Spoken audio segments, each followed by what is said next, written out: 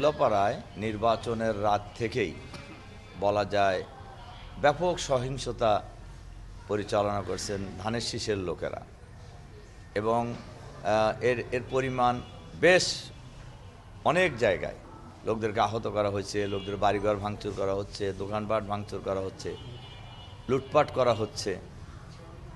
এবং আমরা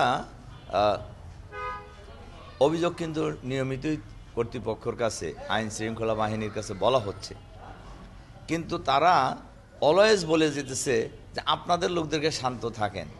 আমি বলতেছি ভাই, আমাদের লোকদেরকে কি শান্ত করব আমরা? আমাদের লোক তো কোথাও কিছু করতেছে না, তারা নিজেরা ঘটায় অভিযোগ নিয়ে এসে এনে হাজির করতেছে। এরপরে আজকে সর্বশেষ যেটা হয়েছে,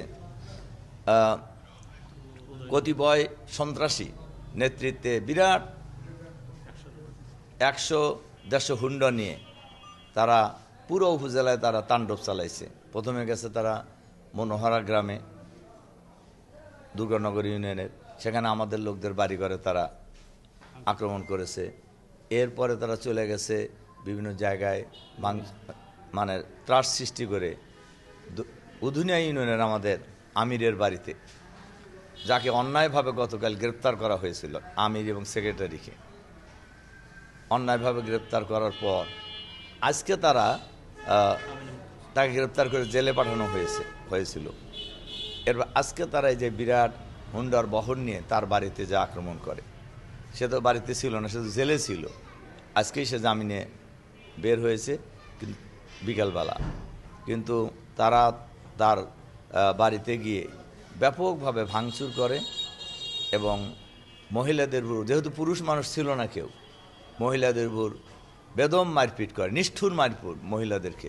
এই যারা সন্ত্রাসে গিয়েছিল তারা, যারা আপনারা দেখলেন হাসপাতালে, তারা এখন আহত অবস্থায় চিকিৎসাধীন আছে। এরপরেও দেখা যাচ্ছে উল্লাপাড়ার পুলিশ প্রশাসন একটা পক্ষ নিয়ে তাদেরকে সেভ করার জন্য অলওয়েজ চেষ্টা করছে।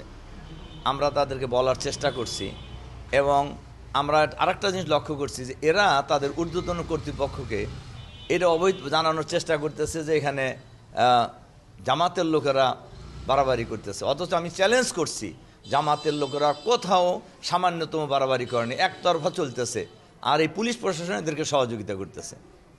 আমরা সব জায়গার ব্যাপারে কিন্তু মামলা দেওয়া হয়েছে, কোথাও মামলা নিছেন, কোথাও মামলা নেন নাই, কিন্তু মামলা দায়ের আমাদের পক্ষ থেকে সব জায়গায় করা হয়েছে। আজকের মামলাও প্রক্রিয়াধীন আছে এবং মামলা হবে আর কি।